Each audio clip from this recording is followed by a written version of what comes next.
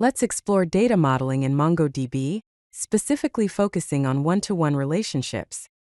This video will guide you through the concept and implementation of these relationships in MongoDB. A one-to-one relationship exists when each document in one collection corresponds to exactly one document in another collection. For example, a user might have one and only one user profile. Similarly, an employee would have one set of employee details. There are generally two approaches to model one-to-one relationships in MongoDB.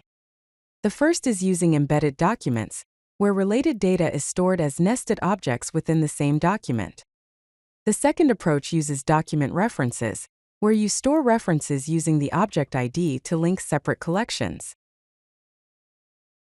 The embedded documents approach involves storing related data as nested objects within the same document. This approach is most suitable for data that is always accessed together.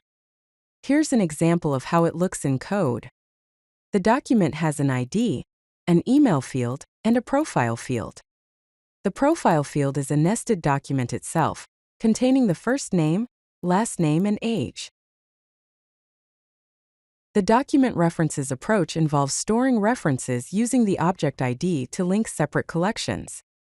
This is best for large documents or when the access patterns are independent. Here's how this looks in code. We have a users collection. Each document has an ID and an email. We also have a profiles collection. Each document in this collection has a user ID field that references a document in the users collection, as well as other fields like first name. When should you use each approach? Use the embedded approach when data is always accessed together, the related data is small in size, you need atomic updates, and you want better read performance. Use the references approach when data is accessed independently, the related data is large or growing, you need to query related data separately, and you want document size control. Let's explore some implementation best practices. First, consider document size. Keep embedded documents under the 16 megabyte limit, and ensure reasonable sizes. Second, plan your query patterns.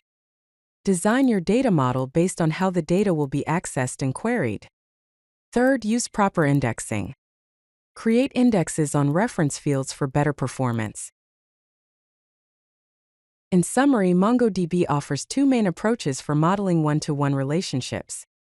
You can use embedded documents for tightly coupled data, or document references for loosely coupled data. Choose the approach based on your access patterns and data characteristics. If you like this video, hit that like button and don't forget to subscribe. Visit CodeLucky.com for more such useful content.